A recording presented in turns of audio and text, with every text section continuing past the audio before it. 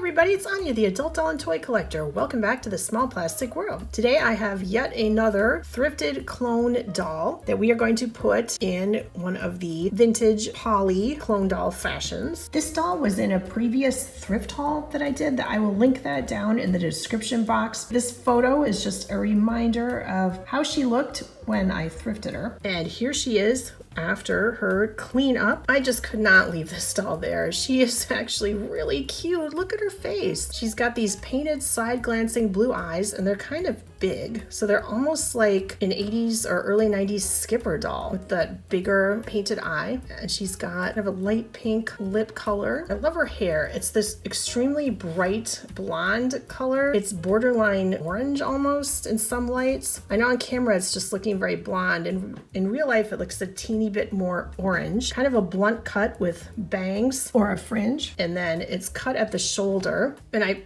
kind of feel like she may have come that way because it doesn't really look like a haircut. You'd think if a child or someone had cut the hair, it wouldn't look quite so nice. So I'm guessing she must have come this way originally. The hair is extremely thinly rooted, so you can really see huge parts of her scalp. But again, that's not uncommon for a clone doll, and it doesn't bother me. This poor doll's body, though, is super cheap. It's that thin, hollow plastic, like a blow mold doll. She's clearly a Barbie clone from the first, couple eras of Barbie with that level of articulation. So her head is on a ball joint, so it does pivot all around. And I think it would be easy to take it off and put it on a different body, except that I don't know that you could ever match this kind of pink peach skin tone is the problem. I don't know that there's a contemporary doll body that would work with, but if you know of one, definitely comment and let me know. I don't have any idea who this doll is. I thought it could even be like a knockoff Betty and Veronica doll because Mattel came out with some dolls that look like that and they have this kind of a painted face, but I could not bring up anything in my internet searching. And she doesn't have much in the way of markings. On the back of her head it says Hong Kong. On her upper back in raised letters it says made in Hong Kong, and that's it. No, I still didn't cut off the strap. I've got to do that. So if you know who this doll is, or does she remind you of another doll or anything, please comment and let me know. Her arms are just hard plastic and they only go back and forth. Her fingers are all separated, but I mean, look at how cheap they are. And there's even some flashing that's still around her left thumb and everything. Look at how tiny this finger is. It's very skinny. There's something lovable about that to me. Is that just me? Do you ever think like that? Definitely comment so I don't feel alone. She looks like she has a pivoting waist, like this would be a ball joint here. It's very strange, but it only does turn back and forth. It doesn't seem to pivot, so that's odd. She's got a molded belly button.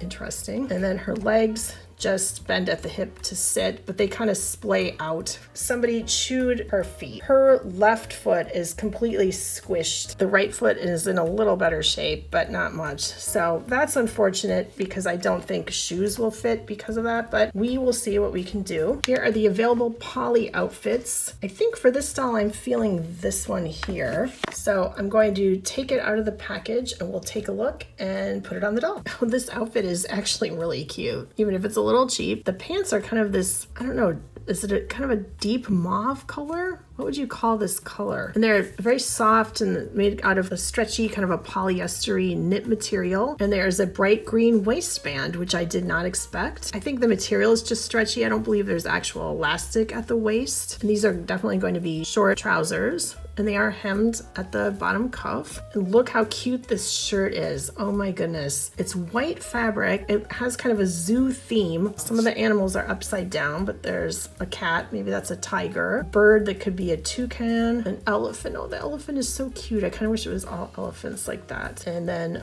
a monkey and a pink cat. So, okay.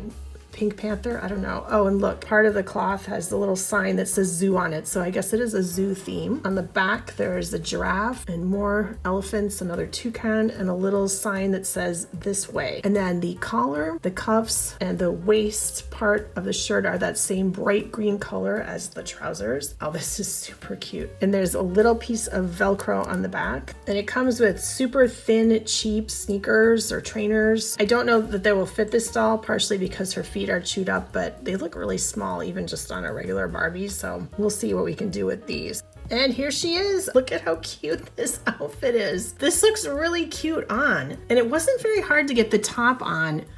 I pulled it up over the doll's legs and I did it that way, and I think that was easier because the arms don't bend. So, you know, if you happen to have this random poly outfit, just a little trick. The trousers are also kind of a capri length, but it's actually very cute. And the shoes did not fit at all, but I don't think it's because the doll's feet are messed up. I don't think they're gonna really fit even Barbie. They look too small. So I tried the shoes on this previous clone, say hi to the people, and they don't fit her either. They're just too small. So I'm not sure which doll these might fit. So we'll have to try them on a bunch of different dolls and see. I'm wondering if they'll fit that little made to move foot because the made to move feet are so tiny. And if not, you know, maybe they will just hang around in the shoebox until I find a doll for them or give them away or something. Here's the outfit in the back. Oh, it's really nice that you can see this elephant because I think that elephant is like the cutest animal on here. Oh, this is so cute. I kind of wish I had 10 of these outfits, although I don't know why I would need 10 of them. I think it looks very nice on this doll. So definitely let me know what you think. If you know who this doll is, if you think I could try to put her head on a different body of some kind